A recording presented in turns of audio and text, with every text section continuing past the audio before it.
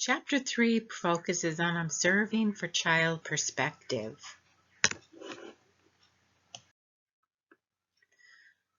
So in order to discover the child perspective, we really need to pay attention to the present.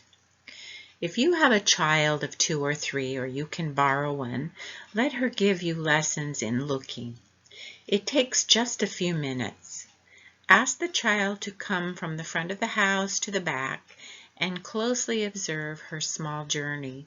It will be full of pauses, circling, touching, and picking up in order to smell, shake, taste, rub, and scrape.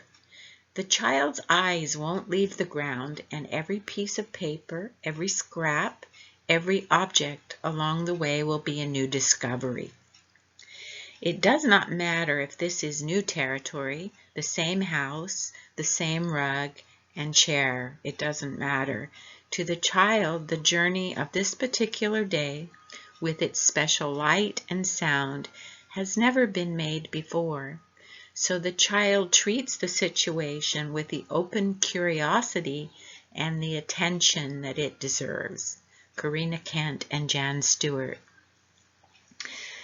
In contrast, we have a quote from an ECE student from the adult perspective, which is not paying attention to the present.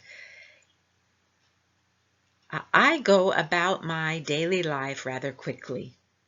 A lot of times it involves going the same route, walking the same street, meeting the same people, and passing the same houses, trees, and flowers. As I keep my eyes straight ahead, and that's different than the child that is looking down, and my mind a million miles away, remember the child looked at every detail, I miss the small wonders of every day, the wonders that really make life precious.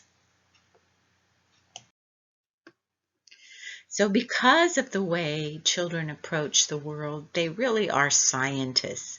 And Alison Gopnik actually has a book called Children Are Scientists. Children see so much that we adults miss. They are born scientists. They see, hear, and feel more intensely than adults.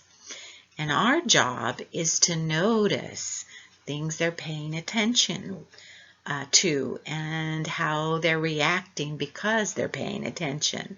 So how they use materials, how they approach a task, how they solve a problem. Those should be included in our observations and incorporated in our curriculum. And that's why we want to make sure that our curriculum is focused on the children we're working with right now and their interests and what they're exploring and discovering, rather than buying a package that has preset curriculum developed by someone that doesn't even know the child. Also, children are scientists when it comes to you and I. They observe adults really closely. They are keen observers. They see the details of our body language. They pay attention to our tone of voice and our movements.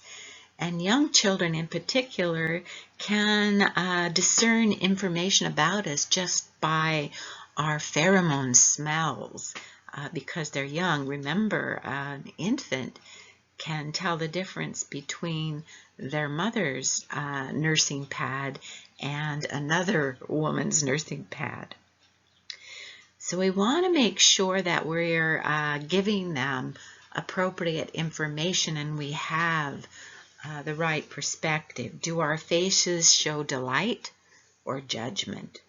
Do our hands soothe or scold?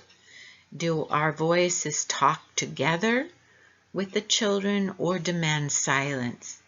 Do our bodies overwhelm children with our size and power or comfort them?